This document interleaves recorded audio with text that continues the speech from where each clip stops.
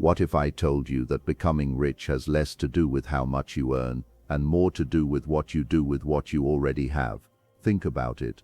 Every day people win lotteries, land high-paying jobs, or receive sudden wealth, and yet just a few years later many of them are broke again. Why?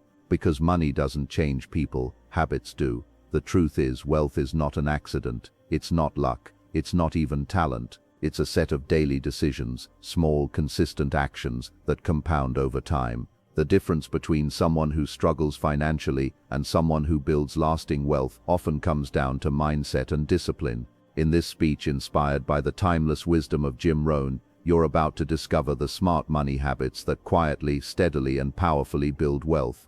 These are not get-rich-quick tricks. These are principles that have stood the test of time. If you're ready to take control of your financial future, if you're tired of living paycheck to paycheck, and if you truly want to change your life, stay with me until the end. Because what you're about to learn could transform not just your bank account, but your entire way of thinking. Lesson 1. Pay yourself first. The concept of paying yourself first is often misunderstood as an invitation to indulge in personal luxuries before settling one's societal obligations. In reality, it is the fundamental cornerstone of capitalistic survival and wealth accumulation. When most people receive their paycheck, they immediately look outward, identifying which creditors, landlords, and utility companies need to be satisfied. By the time the world has taken its pound of flesh, there is rarely anything left for the individual who actually performed the labor. To pay yourself first is to flip this script entirely. It is a radical act of self-prioritization, where a predetermined percentage of your income, ideally 10% to 20%, is diverted into a savings or investment vehicle the very moment it hits your account, before a single bill is even considered. This strategy functions because it treats your future self as the most important bill you owe. If you wait until the end of the month to see what remains, the answer is almost always zero because of Parkinson's law, which states that expenses rise to meet income. By automating this process, you create a healthy sense of forced scarcity. When you have less liquid cash sitting in your checking account, you are naturally more creative and disciplined with your remaining funds. You find ways to make the remaining 80% or 90% of your income cover your lifestyle, effectively training yourself to live on less without feeling the sting of deprivation. This is the birth of your wealth seed, a capital base that will eventually grow into a forest of financial independence.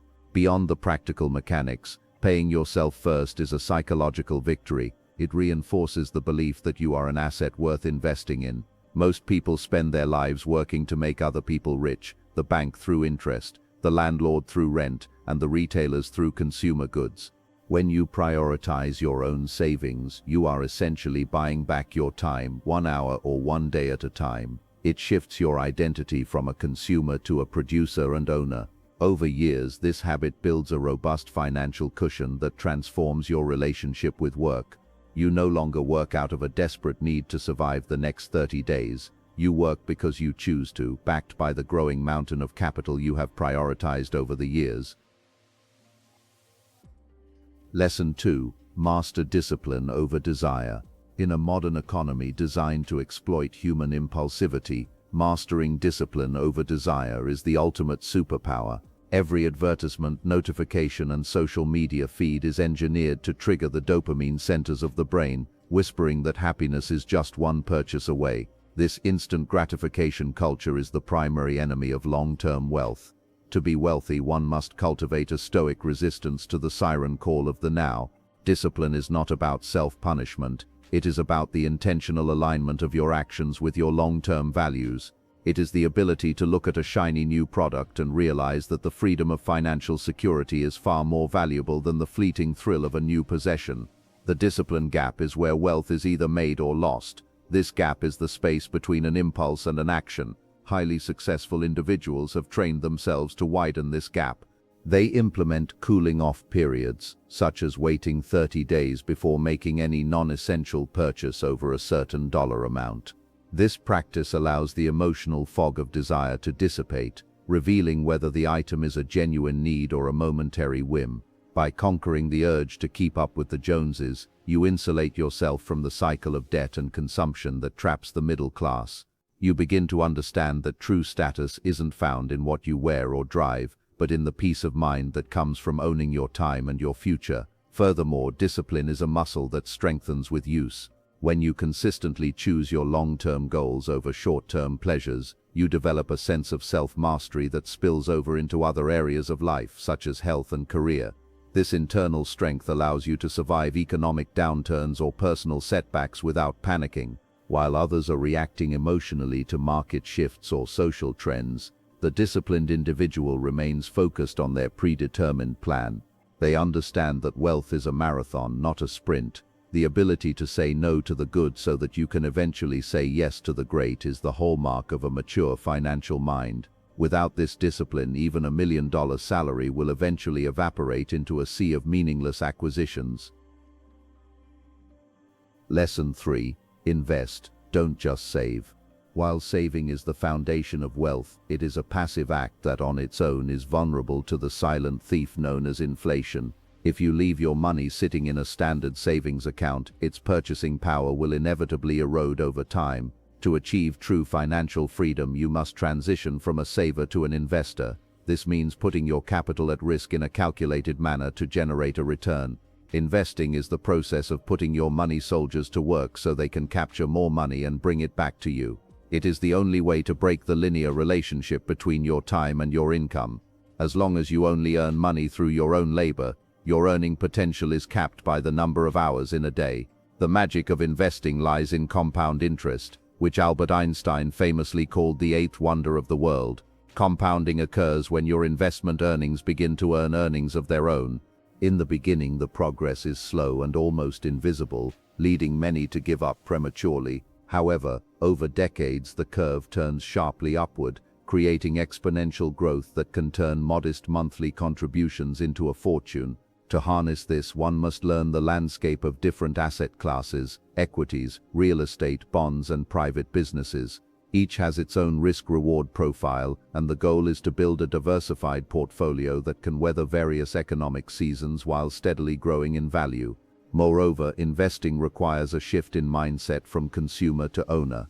When you buy a stock, you are not just gambling on a ticker symbol, you are buying a piece of a productive enterprise. When you buy real estate, you are providing a service in exchange for rental income. This transition is vital because it aligns your interests with the growth of the global economy. Instead of being a victim of rising prices, you become a beneficiary of the productivity and innovation that drive those prices. Learning to manage risk rather than avoiding it entirely is the key difference between those who struggle and those who thrive. You must become a student of the markets, understanding that volatility is the price of admission for long-term outsized returns.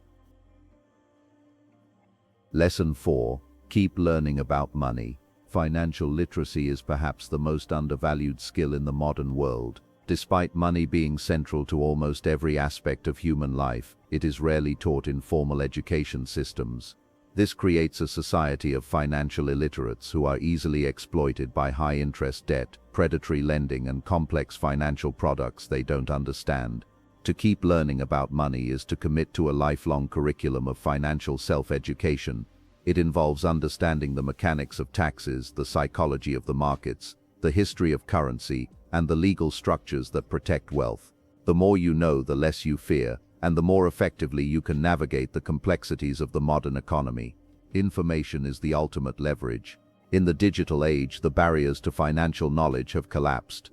You have access to the same market data, economic theories, and investment strategies as the wealthiest individuals on the planet. However, this abundance of information requires a discerning mind. You must learn to distinguish between noise, the sensationalist daily financial news, and signals, the underlying principles that govern wealth creation.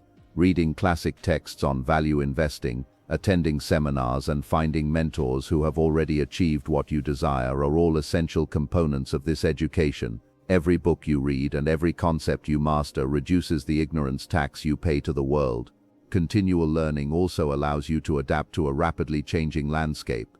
The investment strategies that worked for your parents might not be effective in an era of decentralized finance, artificial intelligence, and globalized markets. By staying curious and humble, you remain open to new opportunities that others might overlook. You learn how to use debt as a tool rather than a trap, how to minimize your tax liability legally, and how to protect your assets from litigation and economic shifts. Knowledge is the only asset that cannot be taken from you, and its return on investment is infinite. The person who stops learning about money the moment they graduate or get a job is the person who will eventually be left behind by the tides of progress. Lesson 5. Live below your means.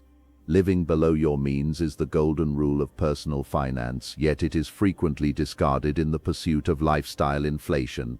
As people earn more, they almost instinctively spend more upgrading their cars, moving into larger homes, and dining at more expensive restaurants. This phenomenon keeps people on a hedonic treadmill where they are running faster and faster just to stay in the same place financially. To live below your means is to consciously decouple your spending from your income. It is the practice of maintaining a modest lifestyle even as your earnings soar, thereby maximizing the gap between what you make and what you spend. This gap is the fuel for your investments and the foundation of your freedom. The wealthy understand that true luxury is not having a big house but having a big margin. Margin is the breathing room in your budget that allows you to handle emergencies without stress and to seize opportunities without hesitation.